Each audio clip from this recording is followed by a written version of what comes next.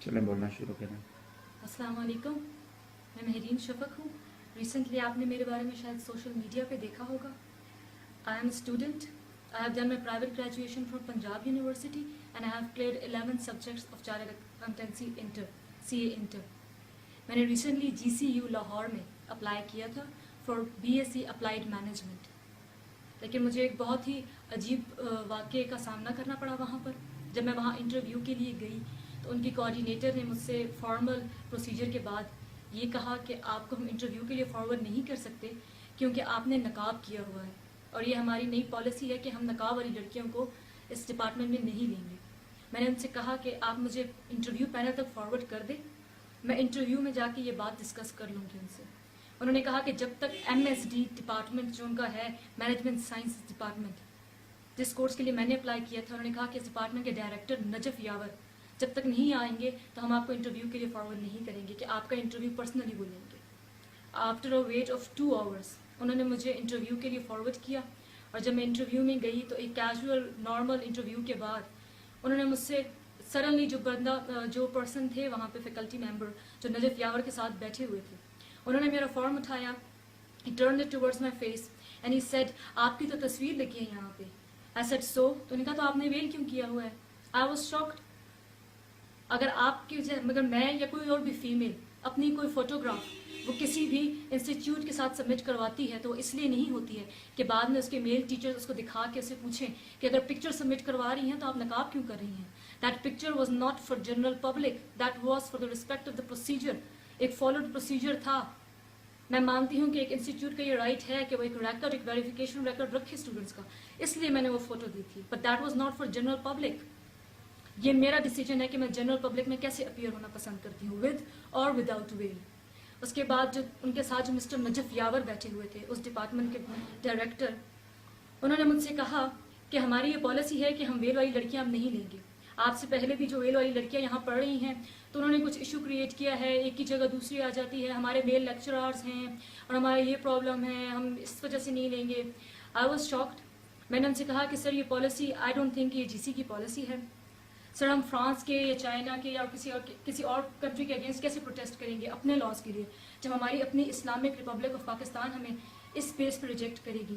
He started shouting at me. Mr. Najaf Yawar shouted at me during the interview. اور انہوں نے مجھ سے کہا کہ if you are wearing a veil, you're not a better Muslim than me. یہ میرا ڈیسیجن ہے. This is my decision to make کہ میں نے ویل والی لڑکیاں رکھنی ہیں یا نہیں رکھنی ہیں. انہوں نے مجھے یہ بھی کہا کہ آپ جیسی لڑکیوں کے لیے وومن کالجز اور گرلز یونیورسٹیز ہوتی ہیں. This statement emotionally and ethically impaired me. میرے خیال سے یہ اسلامک ریپبلک آف پاکستان میں ہر عورت کا حق ہے کہ اگر وہ نقاب کرتی ہے یا وہ کوئی بھی اسلامک رول فالو کرنا چاہتی ہے تو اسے اس کی آزادی ہونی چاہیے. For the record here I will mention کہ میں یہ سب کیوں کر رہی ہوں. Am I desperate for admission in GC؟ No. مجھے GC میں ایڈمیشن کے لیے کوئی بائی ہک اور بائی کروک کی ایڈمیشن نہیں چاہیے. اگر میں یہ آواز اٹھا رہی ہوں تو اس لیے کیونکہ میں چاہتی ہوں کہ میرے جیسی جو اور لڑکیاں ہیں جو یہ پرابلم فیس کر رہی ہیں آفیسز میں، ہر جگہ پہ، انسٹیٹیوٹس میں، تو انہیں چاہیے کہ وہ آواز اٹھائیں، اپنے حق کے لیے آواز اٹھائیں. یہ اسلامک ریپبلک آف پاکستان ہے.